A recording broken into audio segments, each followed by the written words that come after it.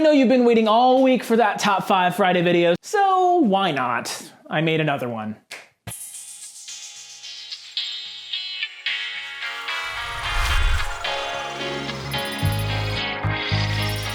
Welcome back to J-ROYL, everyone. My name is James, and being Friday, it's time for another Top 5. Fragrances can be split into a number of different categories. Two of those categories happen to be original releases and flankers of those releases. In my collection, I've gathered a couple of forgotten fragrance flankers that don't really get talked about a whole lot, sometimes for good reason, and sometimes not.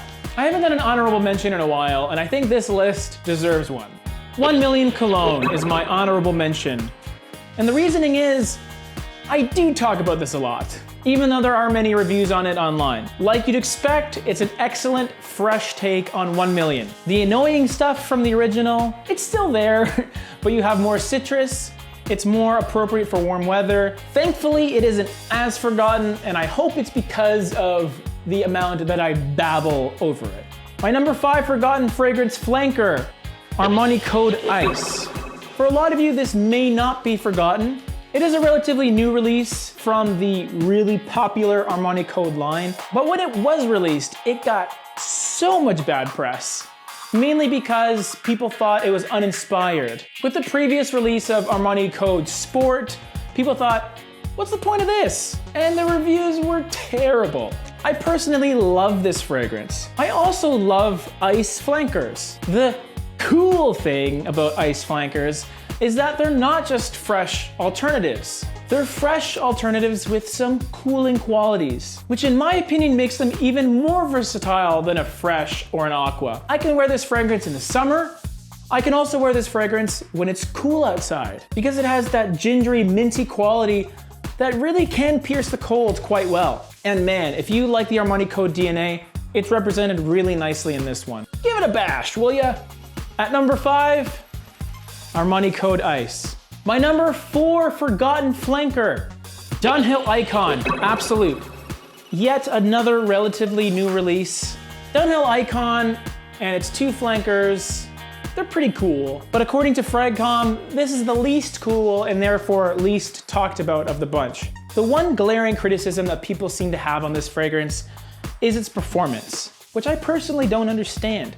I get very good performance with this fragrance. It just doesn't quite perform the same way as its counterparts. It's not quite a projection monster, but it lasts a very long time on your skin. And similarly to Tom Ford Noir Extreme, I don't think I want it to perform as much as people want it to. If I wanted that, I'll just reach for Interlude Man, guys, right? At number 4, Dunhill Icon Absolute. My number 3 forgotten flanker, Mugler Taste of Fragrance. I just felt like I had to put a Mugler in there. It's written in the J-ROYL contract that I must bring up a Mugler fragrance at least once a week.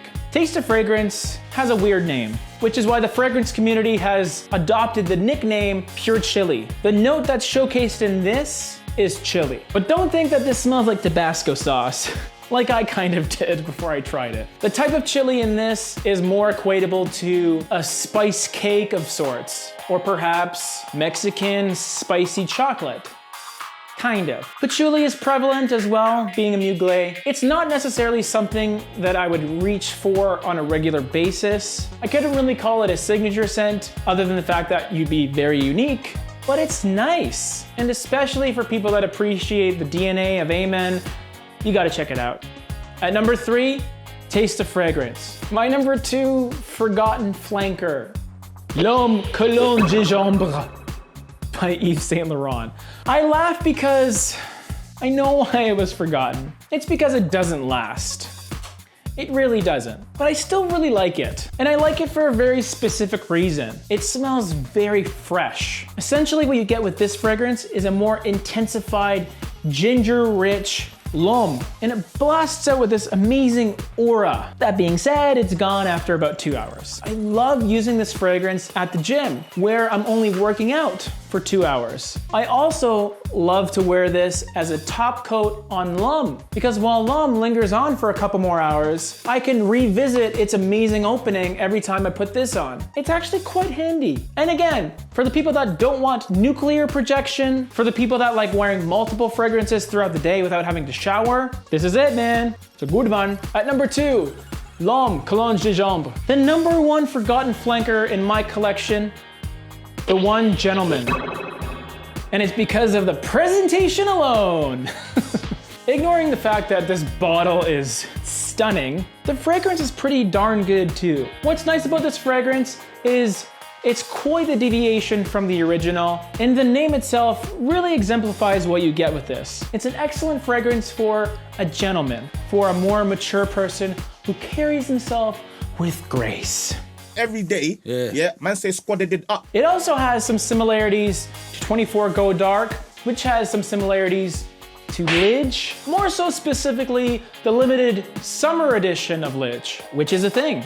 Although it has some of the character of L'Instant de Guerlain, it's a bit fresher, it's lighter, it's a little more linear. This also has better longevity than the One, EDT. It's probably comparable to the EDP's performance, to be honest. But as a fragrance collector, I think it's a great fragrance, and it's one that we should not forget about. Now the One Sport, on the other hand, yeah, forget about that. At number 1, the One Gentleman. Haha, see what I did there? Thanks for watching this top 5, everyone. I do know that these aren't the most obscure flankers that are out there, but these are ones that I have discovered almost by accident because they're not necessarily talked about too much. I hope to have not only shed some light on these fragrances, but all fragrances and all forgotten fragrance flankers that are out there. All of our links to the Facebook group, Snapchat, and Instagram are down below. And if you like what you see, then subscribe and give me a thumbs up, man. Goodbye. Peace.